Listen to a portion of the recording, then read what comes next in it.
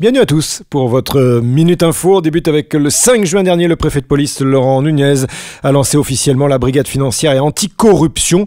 Cette nouvelle unité résulte de la fusion de la brigade financière et de la brigade de répression de la corruption et de la fraude fiscale.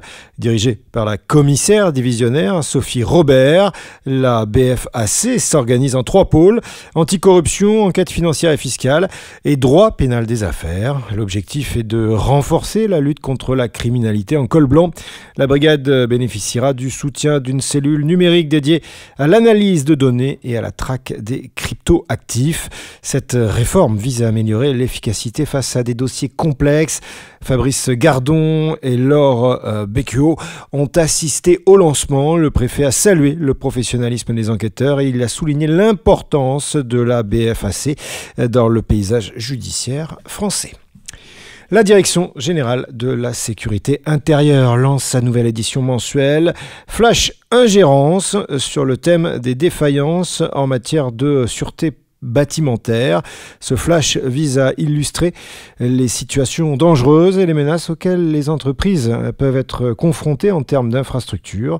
La DGSI préconise d'effectuer un bilan des dispositifs de sûreté existants, d'instaurer des mesures de protection adaptées au niveau de sensibilité des locaux, de la prévenir en cas d'incident et déposer plainte auprès des services de police ou de gendarmerie, ainsi que pour tout signalement.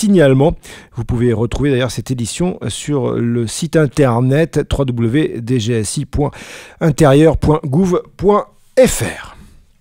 Le ministre des Armées, Sébastien Lecornu, a confirmé un projet de production de drones sur le sol ukrainien en partenariat entre une PME française de défense et un grand constructeur automobile français révélé comme étant Renault.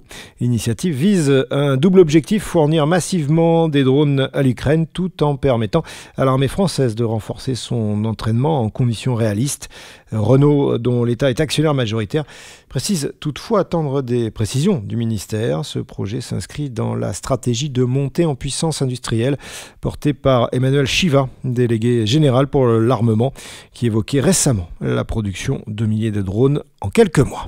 C'est la fin de cette Minute Info. Pour rester au contact, vous connaissez l'endroit, le lieu, www.news-sécurité.fr.